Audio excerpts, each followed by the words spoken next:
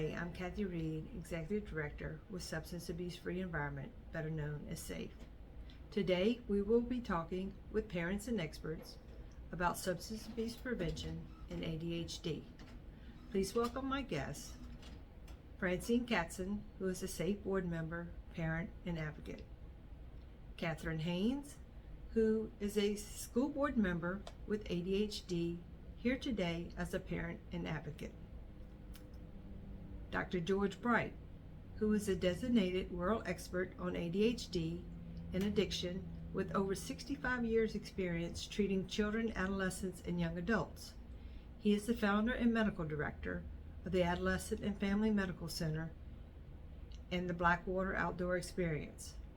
After his time at Harvard, he came to Richmond to help start the Adolescent Medicine Department at VCU and then Cumberland Hospital for Children and Adolescents. And finally, Dr. Scott Keel. Dr. Keel is a physician with ADHD who is board certified in prevention medicine with a master's in environmental and public health. He is an expert on ADHD and addiction medicine and is also an integrative and lifestyle medicine physician practicing in Midlothian, Virginia. Thank you for being here today. Here at SAFE, we are very keen on prevention and the message of prevention. Can you talk about how ADHD and substance abuse are related? I'd like to talk a little bit about ADHD as a medical problem. And most people are really not aware that it's a 70% heritability.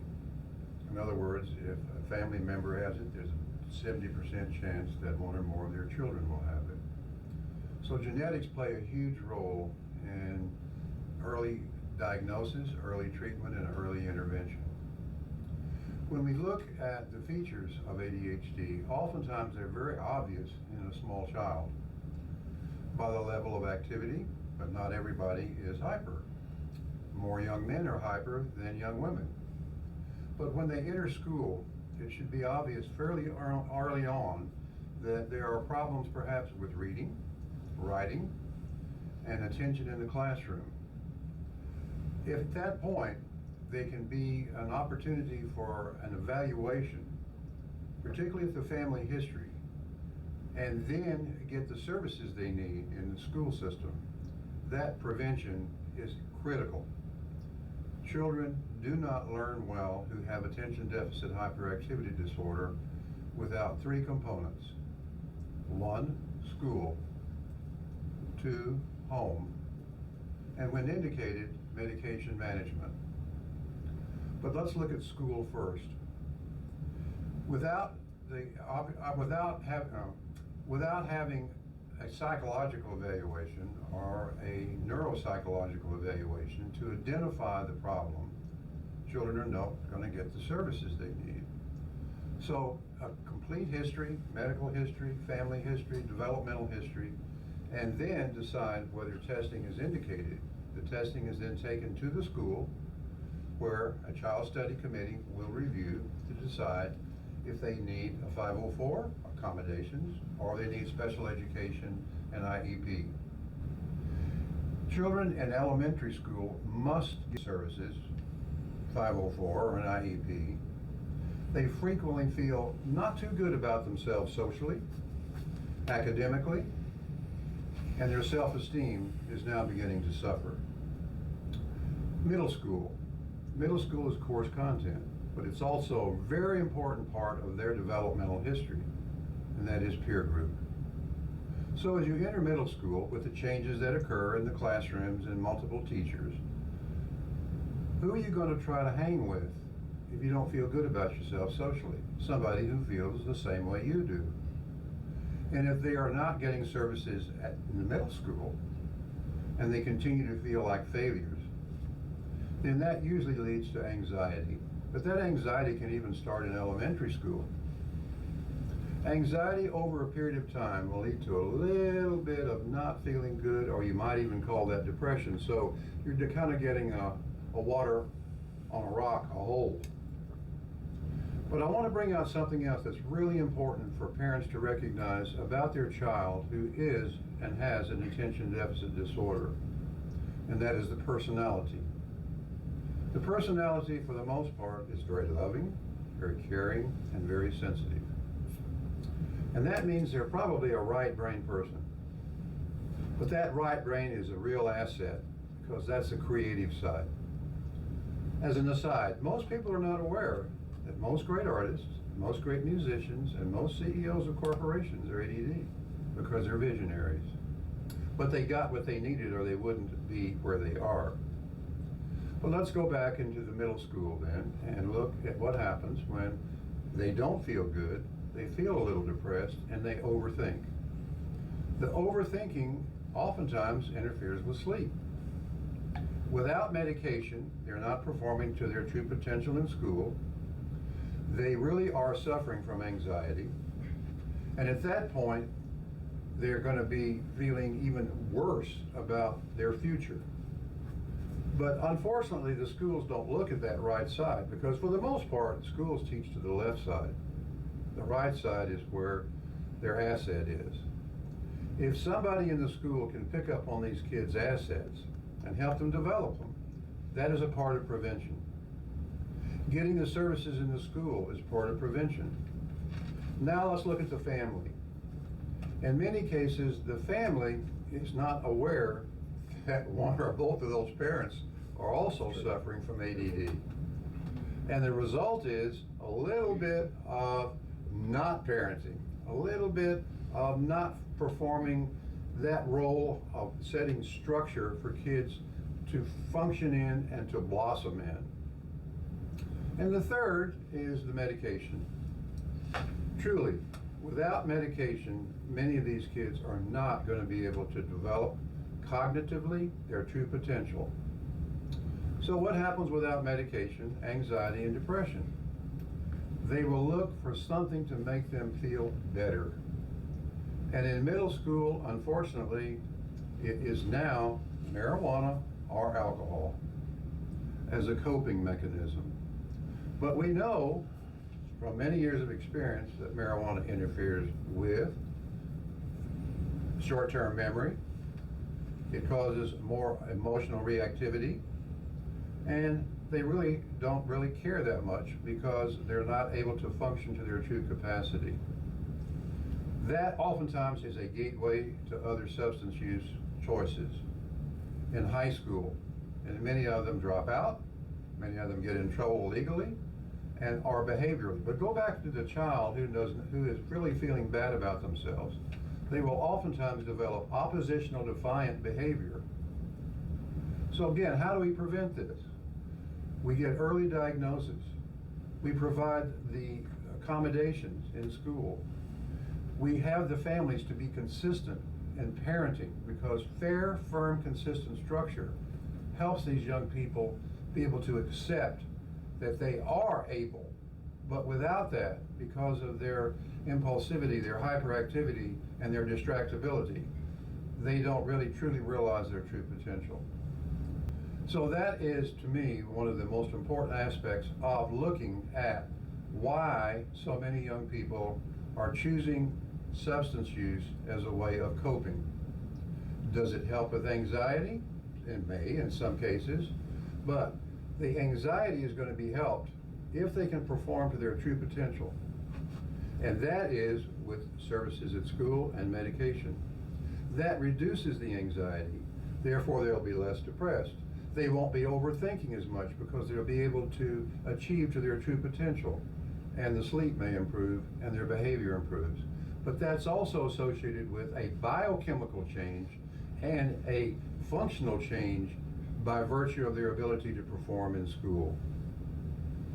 Yeah, that's a good point on the marijuana and nicotine, Dr. Bright, where at the moment maybe those substances are helping their anxiety just for that season, but over time it will become a problem, and they're using the wrong coping mechanisms instead of addressing the underlying issue. So they're getting their temporary relief from the substance use as well as peer groups, but in reality they're just putting a Band-Aid over a growing problem. True. The 70% number really struck me. So what happens if both parents are suspected of having ADHD or diagnosed with ADHD? Is the probability higher? Probability is much higher. It's closer to 90%. If a single parent, it's about 40%. But when you combine all those statistics, the average is 70% heritability, which is one of the most common genetic problems that we see in our practice in children. And that's why we have about 1,000 patients that are ADHD from 5 to 82. 79% are 18 years of age and older. Parents are more and more recognized because of the information that's in the public sector that signs and symptoms of ADHD are prevalent and it has affected them and their lives. As a matter of fact, there is something that I'd like to share with you, and that is, there's a little handout that we give to parents to fill out and for if they're old enough to check, and there are 20 items on here. Have them check off the 20 items, and the last page, on page 3, there are 2 paragraphs that really describe ADHD. And it's very reassuring because it looks at that creativity, that sensitivity, and that caring personality. Oftentimes it gets misinterpreted. The other handout that I'd like to share with you is called the executive functions of the brain. We know that ADHD affects the executive functions of the brain. At the bottom half in each column are all the symptoms of ADHD. And we ask the parents to check off about themselves if they're an adult, and their child, if they're old enough to really understand all of this, to do the same. When you compare the symptoms of a child and the parent, there's a huge correlation. And that's why so many of our patients are now the parents of the kids we take care of and just adults in general who come in. But there's a third one. And the third one is what happens in the psychosocial arena when young people do not get treated.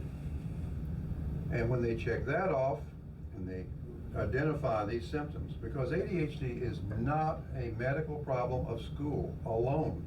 It affects all aspects of their lives. Their home, their social, their work, their school. All of those need to be looked at. And that's why medication is important 24/7. It's not just for school. It is for their lives. So that's a long way to answer your question, but I do think those are important facts to help us, all of us, agree we have a problem, there are solutions to it, but the solutions are not integrated as they should be in doing prevention. So what I heard, if you're a parent, you should probably look up on the SAFE website and look at those 20 questions. And if this resonates with you, it's never too early to think about substance abuse prevention. So it's time to make a plan. Yeah, Excellent. And then prevention is key here, but one strategy with prevention is knowing that parenting is hard. And if your child is being diagnosed with ADHD, from those statistics, the likelihood of a parent having ADHD is pretty good, at least one of them. And so a lot of times we'll go and diagnose the kids, and the dad or the mom is just identifying with a lot of the things that we're talking about. So when you're trying to meal prep and get good meals for your kids, to put structure into place, when you're having challenges with that yourself, it's very difficult. When you don't have grace on yourself, it's challenging to have grace on your child when they make a mistake, because you're already giving yourself a very hard time trying to do all the things that you're struggling with. It's a lot of stereotypes out there, which we hope to kind of break in our conversation today about what is and what is not ADHD, but how parenting and accepting the possibility of a diagnosis yourself can be game-changing for the outcome of the child.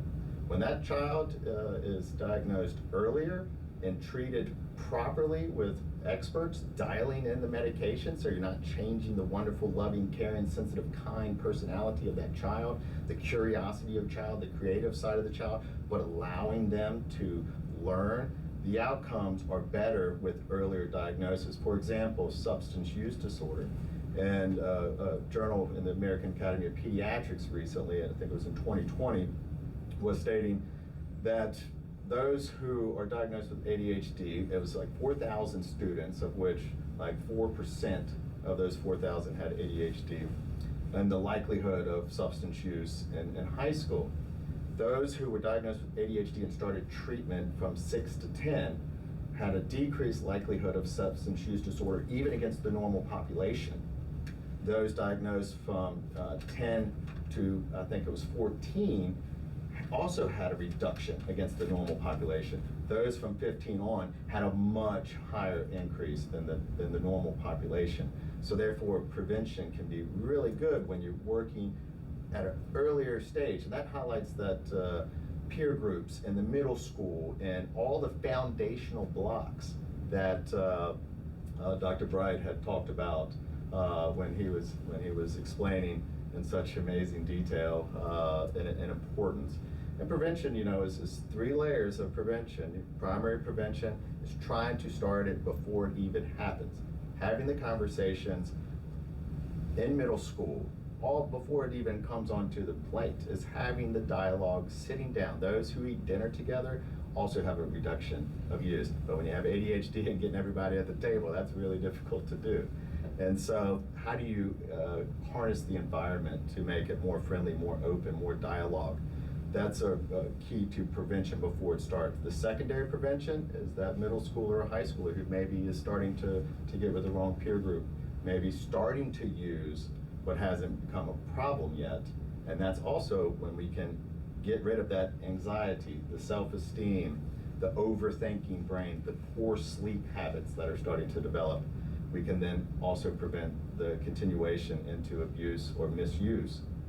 And then once it's been diagnosed, and hopefully Francine or you will be able to kind of help us talk about identifying key elements if your child is starting to use too much, a little bit more, and then how do we go about getting that into help. And so targeting from 3 different layers, there's so many elements into the treatment, but I think the common thread here was getting a really detailed diagnosis early when the signs are first becoming present. Sometimes you might not see them at home because the kids are often at school. So having those relationships with the teachers. When the teachers are identifying problems, step up to the plate and start asking the questions that you need to ask and get those resources and advocate for the champion of your child. I'd like to interject a word, and the word is change. Many parents will say, how do I know that my child is involved or is getting involved? A change in behavior, which would be a change in peer group, a change in activities, a change in attitude. Those are usually the beginnings of something is just not processing right in terms of their decision making. And decision making oftentimes in ADHD is an impulsive decision. And impulsively, there's another word, and it's a really important word for all of us to remember. It's a word called omnipotence. It won't happen to me. And we all did things with our omnipotent feelings in growing up. But I think in our culture today, where there's less structure and there's overstimulation through the social media, that accentuates that omnipotent feeling that I can do this, nothing's going to happen to me, I can get away with it. That's a key. Francine, can you share with your personal experience? I can. I look back now and see, even when my daughter was little, as early as 3rd grade, she was unable to sit at the table to finish homework. My husband and I thought that she was just, I don't know what we thought. I saw a pattern. It began in 3rd grade. And she was such a loving, kind child. She danced, she was happy, she didn't lie. I mean, she was this sweet little human being. And When she got into middle school, I saw a change in her, because she struggled to learn. She struggled to keep up with homework, and it was hard. Personality changed. New friends, lying, sneaking out of the house. Her attitude toward me, I'd say, you can't go out. And I'd go upstairs and I'd come down, there'd be a note on the door, and she'd say, I'm gone. I'll be back in a couple hours. So the behavior changed so much. And during that time, you know, she thought she was invincible. She thought she could do anything and get away with it. She had the confidence that she'd never had before. And she was a sweet, loving child. She was an ABC student. And then, you know, her grades started to drop, the new people in her life. And, you know, I look back on all that now, and I know that she was an undiagnosed ADD kid. And, you know, we went through a really, really difficult time with her addiction. And I will say that if it had not been for Dr. George Bright, my daughter would probably be in jail or dead, because by the time that she was so heavily addicted to heroin, you know, he advised us to get her into rehab immediately, and thank goodness he did, because she has been in recovery since 2008 and living a happy, healthy recovery life. But now she has a child, so now she has that burden of making, and his dad is ADD, so they have a higher percentage. They have to look for all this. Thank goodness she is educated in this and knows. So that was our experience, and I'm grateful every day for Dr. Bright, because without his help and his guidance and telling us to get her in rehab, she probably wouldn't be here today, because she was really sick. She was indeed. She was indeed, and I will never forget the day we came to you and you told us, and you know, you changed her life. You saved her. She wanted to be changed. I mean, she wanted to, but you need the help and the guidance and the resources from the experts to help you. But you also have to have one little word: willingness to try. Willingness to try, and along with a family that's going to support you. True. And I will step up to the plate and say that I was the one that made her stay in rehab. I was the hard-nosed parent. My husband thought she could get out after 30 days, and I'm like, no, she cannot. And somebody has to be tough. When they say tough love, that stuff is no joke. I did it, and you know, she knows that we're both responsible for her being where she is. She did, you know, she was willing. She was willing for change. We'd go every weekend to see her, and she'd say, I'm ready to come home. And I would just sit there and listen to her. And that's hard for a parent to say no. We all, you know, we know that.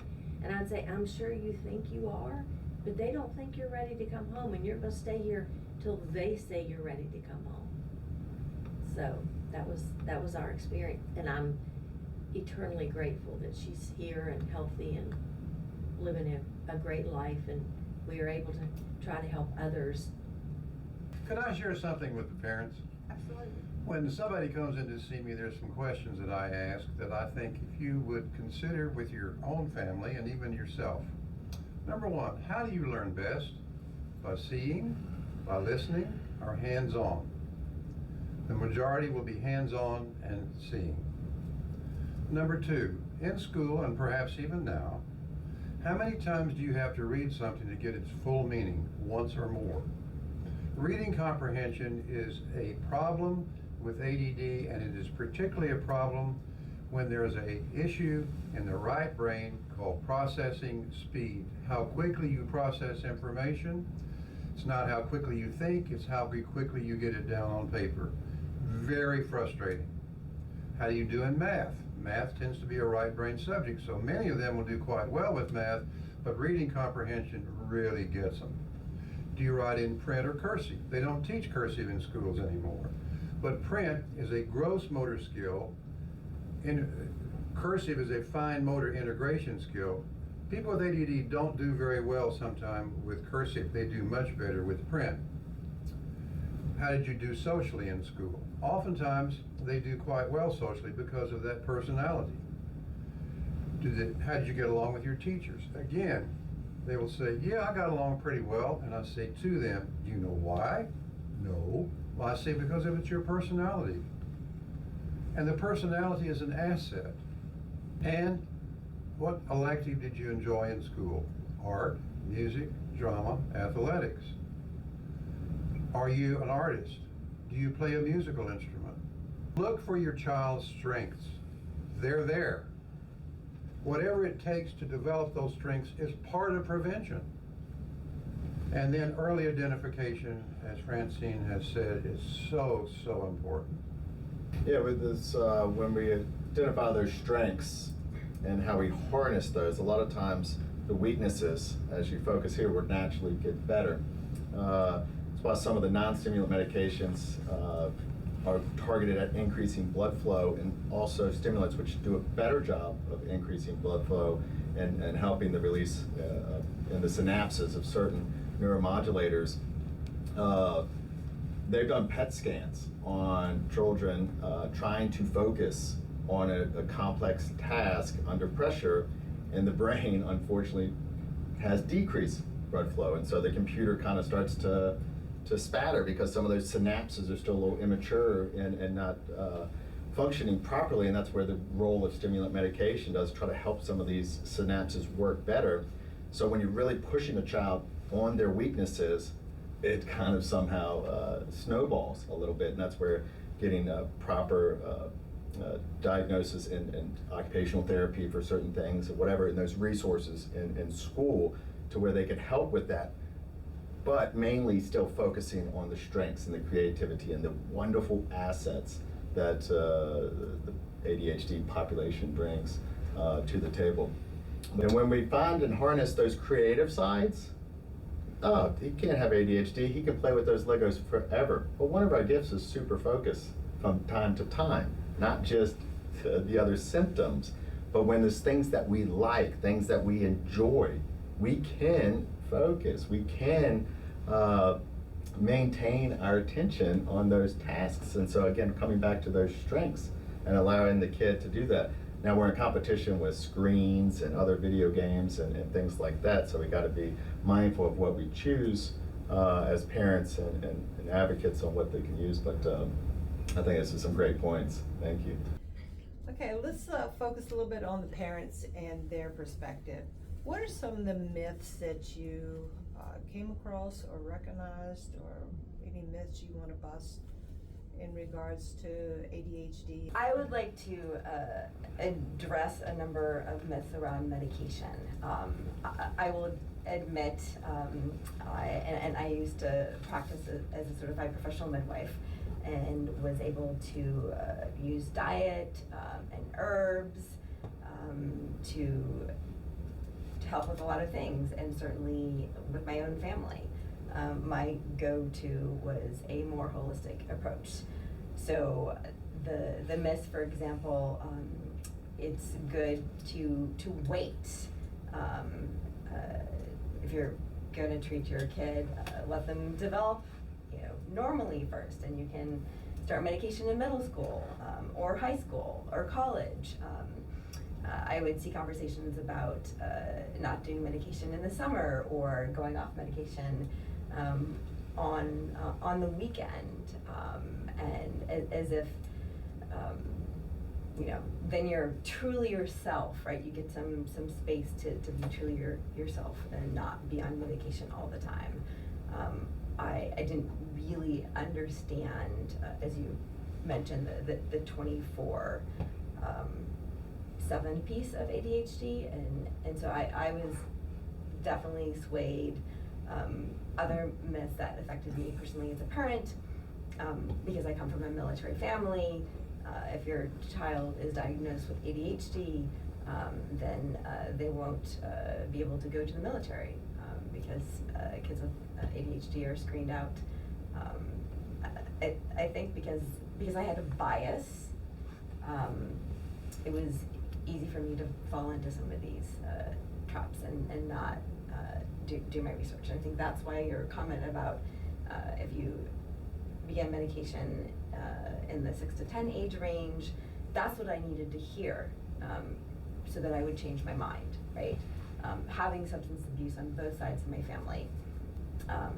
If you start medication between 6 to 10, you're this percent less likely to have an issue when your kid grows up. And I didn't hear that for a long time. Yeah, and some good points on there as an integrative and lifestyle medicine physician. I incorporate all of those, but all of those versus the proper diagnosis management, dosing, molecule. Most kids don't get it right the first time, right? And if don't get it right the first time, or they get overstimulated, these types of things, then you kind of see those side effects. And so then they stop, right? It made me feel weird, it didn't do anything. So working slow and adjusting, because once you find that right molecule and that right balance, you're gonna see a lot of positive change and the goal-oriented tasks and the executive function, not in the personality, the sleep, the other side effects. Recent studies, and now they're coming out, we're really thankful that all the universities, all the labs now, they're all starting to share the information. So one might produce some research, it kind of gets trickled out, but now they're all sharing. So the data, the sample size, the statistical significance of all of it through meta-analysis. The best type of study analysis that you can do is taking all the studies and putting them all together, is showing no cardiovascular risks. The only real is if there's an underlying defect already there, but not other cardiovascular risks. ADHD kids, especially untreated ADHD kids, 2 times more likely to be obese. So a lot of people worry about stimulants and things like this, while any ADHD person is going to forget to eat or not be hungry. That's just how it is. And I got to put my snacks in front of me to remind myself to eat. There's ways to make mealtime in different areas to help with those where it is an appetite suppressant. It's just by nature of the drug. But dialing in the medication, maybe this one hits norepinephrine a little bit more than that one, which we know has more body, heart rate, blood pressure type deals. So we switch a medication. We found that one with the least side effect. Then when you dial the medication in right with an expert physician and monitor closely, the child, is more likely to stay on the medication. When you stay on the medication, teen accidents, car accidents go down, school achievement goes up, self-esteem goes up, and all of those types of things. And most people don't know the link with ADHD and obesity, actually, because you're going for those carbs, right? The dopamine response, carbs, simple sugars, things like this. How do we incorporate supplements? So we might be deficient in certain enzymes or the building blocks of dopamine and norepinephrine. So having supplements or a diet to help give the building blocks can be beneficial, and we can see positive responses. Way more difficult for the parent who probably has ADHD to manage those than proper dialed in medication management. And just the great news that I just have to say is now the research continues to come out, busting these myths on the negative effects. As long as you're working closely with the physician and you dial it in, not only are a lot of those myths busted, but developmentally, when that immature part of the brain that's going through these things, we're helping to develop the synapses in the right responses for behavioral change. It's a neurodevelopmental disorder with behavioral issues. It's not a behavioral disorder. Help develop the synapses by making those synapses stronger the more use they get. So it's actually helping in so many fronts that, maybe in adolescence, symptoms kind of decrease, right? But then maybe in adulthood they come back again. So it's a little of a continuum. It's always omnipresent.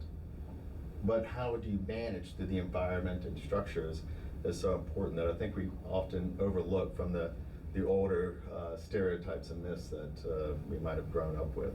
Let me introduce 2 other areas of concern, and that is in teens. Some years ago, we did an in-house review of people driving with and without medication. And what we found, this is a generic statement, people who are untreated in the summer, and particularly when they come off their meds, usually have their first accident or their first citation in the first few weeks. On medication, it's usually 6 months, but there are fewer citations and fewer accidents. Another problem is road rage. Road rage is a very common problem in untreated ADD. So to parents out there with teens, please be sure that they're using, if they're on medication, that they use it when they're driving. That is prevention, and prevention of accidents is important as prevention is substance use disorder. This has been great. So if parents have other questions or want more information, where can they find that? Our phone number, if you want it, is 804-794-8900. Prevention, integrated health is to me as important as school, home, and medication, because it puts it all together into one big bucket which helps that kid and family. Thank you very much. Appreciate each and every one of you for being here today and sharing your wisdom and guidance. Thank you, Kathy. Thank you, Kathy. SAFE would like to extend our heartfelt thank you to our guests for the insightful contributions. Thank you for shedding light on the connection between ADHD and an increased risk of substance abuse. If you would like more information about ADHD and substance abuse prevention, please visit our website at www.chesterfieldsafe.org.